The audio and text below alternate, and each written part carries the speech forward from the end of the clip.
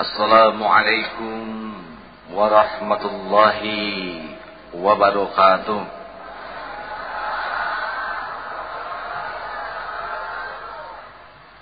Alhamdulillahilladzi anzala as-sakinata fi qulubil mu'minin liyazdadu imanan ma'a imanihim. Allahumma salli wa sallim wa barik ala Muhammad wa ala alihi wa ashabihi ajma'in, amma ba'du. Semoga Allah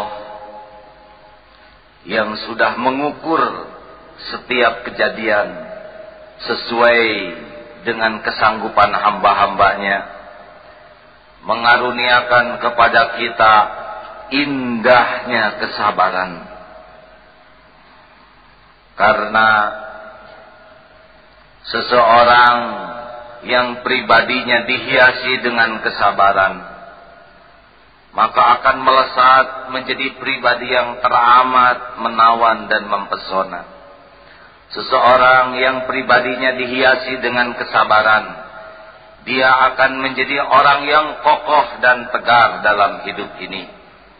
Seseorang yang hari-harinya penuh kesabaran, dia akan menjadi orang yang didekatkan dengan Allah sesuai janji innallaha ma'as-sabirin.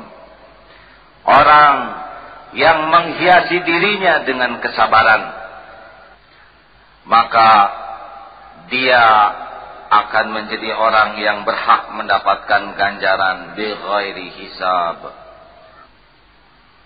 Saudara-saudaraku yang baik, seorang anak yang memiliki kesabaran ketika sakit, pergi ke kamar tanpa banyak mengeluh, kemudian membawa segantang air, mengkompresi keningnya sendiri dengan handuk kecil, berbaring, lalu membuat selimut menyelimuti diri tanpa banyak mengeluh, niscaya akan membuat pesona tersendiri. Nah, apalagi orang-orang yang kian matang, kian dewasa. Dan sebaliknya, orang-orang yang tidak punya kesabaran, yang raut mukanya, tutur katanya, perilakunya jauh dari kesabaran, niscaya hilang keindahan pada dirinya. Rupanya bangsa kita ini harus sangat serius untuk meningkatkan kualitas kesabaran. Setidaknya dalam 3 perkara. 1, sabar di dalam meluruskan niat. Yang kedua, sabar dalam menyempurnakan ikhtiar. 3, sabar ketika menyikapi hasil.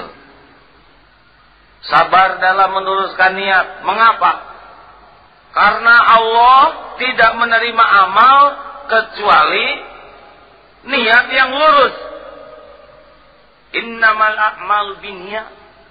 Sehebat apapun amal, niatnya salah, tidak diterima.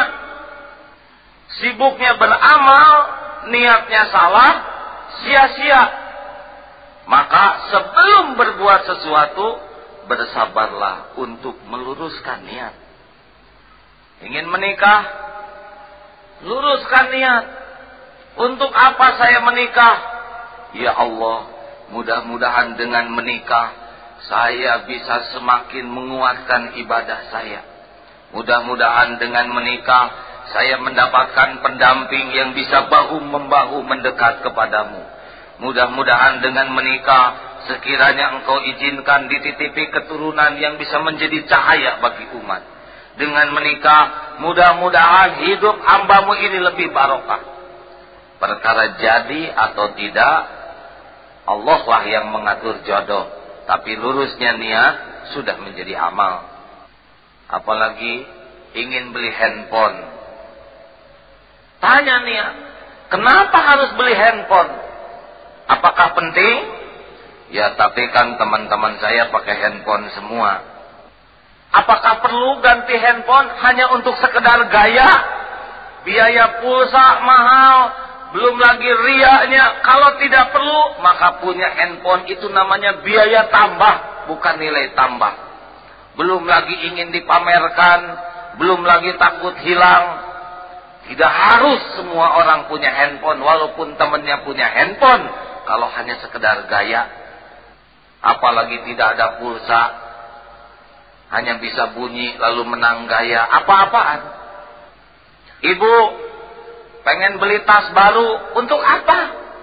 Koper masih ada, kantong kresek masih punya. Kenapa harus capek-capek nambah barang? Itu nambah masalah. Karena tiap barang harus diurus. Ya Bu? Sudah. Tapi bosen.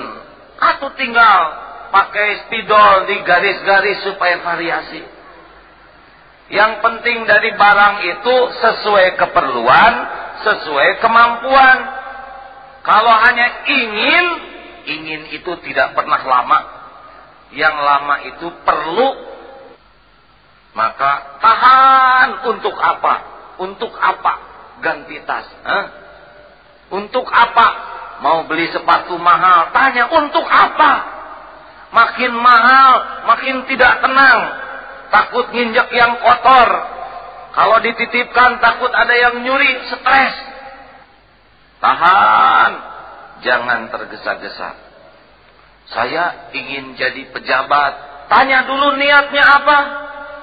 Tapi kan kalau jadi pejabat, titik-titik. Apa titik-titiknya? Kesempatan untuk titik-titik. Apa dulu titik-titiknya? Kalau hanya jadi pejabat, hanya ingin punya kekuasaan, hanya ingin dapat harta, hanya ingin dipuji, dihargai, tidak akan barokah itu.